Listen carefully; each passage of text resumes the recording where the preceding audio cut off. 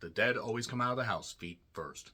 The Mummy Murders is written and directed by Colin Bresler, also written by Will Donahue. Comes to us courtesy of Gravitas Features and Bresler Productions, and centers around an investigative reporter named Alexis, played by Layla Anastasia Scott, who is at a San Antonio cafe, hard at work to discover why so many people have gone missing recently. It's very, very frightening.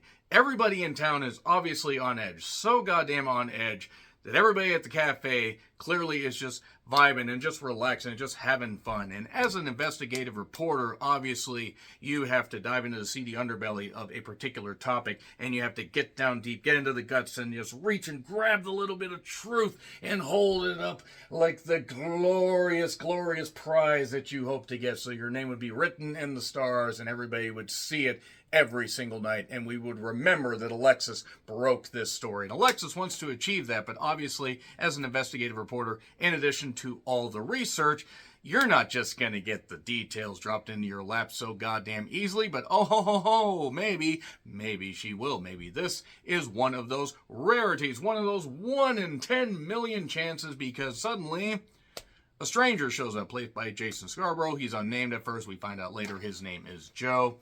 And Joe knows she's an investigative reporter. Obviously, Alexis is very famous in the local area. And they exchange pleasantries. They share drinks. They, share little details about their lives. And then Joe starts talking about, a bunch of stuff. A bunch of stuff that might actually have ties to these missing people. And yeah, in case you didn't figure it out, Joe is the killer. And we find out why and how and who could possibly do something like this? How has he gotten away with this? Why would he talk to Alexis? Is he wanting her to tell his story? What in the world is going on? And Alexis has to solve this mystery before anyone else's history, the Mummy Murders tales. Woohoo! So yeah, you basically have it taking place mostly in this cafe with some flashbacks of Joe's previous crimes. And then we get a third act twist that I think anybody with half a working brain would have seen coming from a mile away. I'll talk about that in the spoilers. But as a concept, it certainly isn't bad. I'm going to say right now, the concept is not bad. And Layla Anastasia Scott and Jason Scarborough do fine as the leads. And obviously, this was a micro-budget production. You can tell. And that's not knocking. I did throw $7 towards this on Amazon because I'm going to do my small part with some of my money to support independent films, even if whether I love them, whether I think they're okay, whether I end up just not caring for them at all, at least I did my part. Not pirating the movies, supporting independent filmmakers to achieve their dreams is what movie fans should be doing. That's just what I have to say right there. Oh, my goddamn soapbox. Let's get back to the movie. So, it relies on the strength of the two performances to basically carry the threadbare story that you can really see everything, you see everything laid out, and it's really not hard to figure it out. And once they get to the third act twist, you're like, oh, okay. I mean, I clearly saw that coming.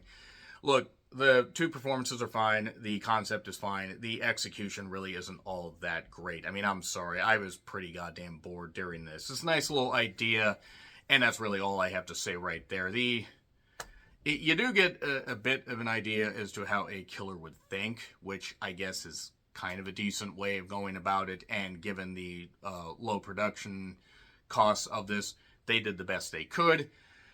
But you also don't really care about any of the characters, because it spends so much time with these two particular people in this one location that when it leaves, you almost feel like jarred and everything, and it seems like it was kind of rushing to its conclusion. So, can I recommend this movie? No, but am I saying, don't give it a chance? Go give it a chance if you want. I didn't necessarily enjoy it, but I'm glad I threw some money down to watch it, because why not? You may end up getting a surprising gem. I am going to get into spoilers, just so you know. Spoilers will not take very long, but that's your warning. 3, 2, 1, and spoilers. Okay.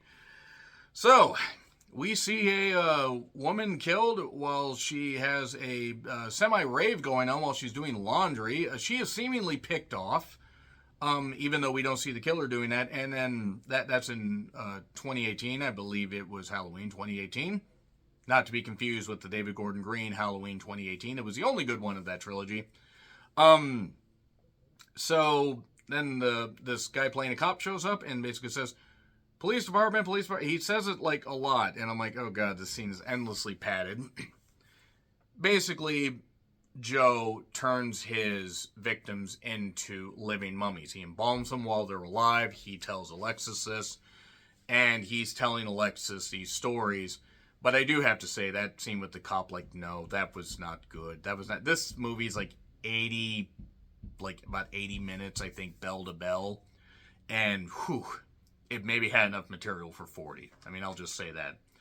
So, yeah, Alexis is working, just hard and everything, getting the occasional drink. I will say Jason Scarborough did play a good, creepy guy.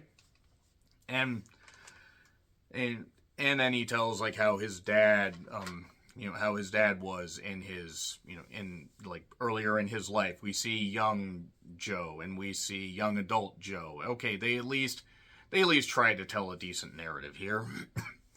And then at one point, Alexis sees someone and says, "Whose finger is that?" I'm always getting asked that on dates, and that ends up leading to a lot of screaming, a lot of me having to leave the pizza joint with, takeout. Instead, I will be saying nothing else until my lawyer is present.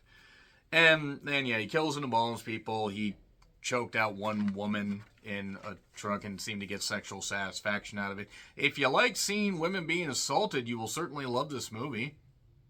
I mean, I'm just saying, that's the basic concept of the whole thing, but then he tells he was in the military, and then he was in a small border town and killed a woman, and, they used to say something, those, the dead always come out of the house feet first. And then we get, some more regaling, and then he is telling the story also about this sister that slept with her sister's husband. And doesn't reveal any more details other than that. And even talks about being inspired by the BTK killer.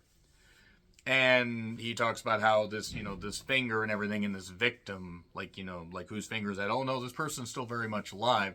And it turns out that the victim is actually Alexis's sister, because Alexis's sister was sleeping with Alexis's husband.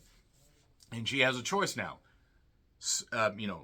Run with the story or save the, or save her sister and husband.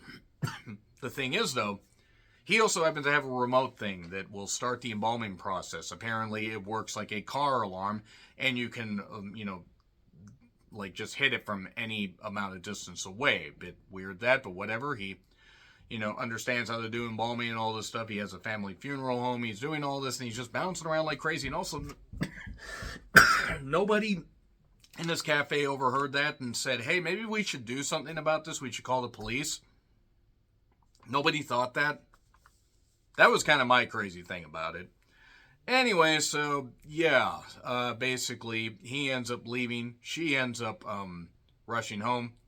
The sister is not great. The husband's dead. And then we smash cut to 1 year later. And Alexis is still being haunted by him, because one thing that Joe did was he talked about his grandma seeing the ghost of a banshee when she had dementia and was about to die. So he would put a banshee painting in the houses of his victims. And then would target them and stalk them and everything. Again, not a bad, dive into a serial killer's mind, but it was what it was.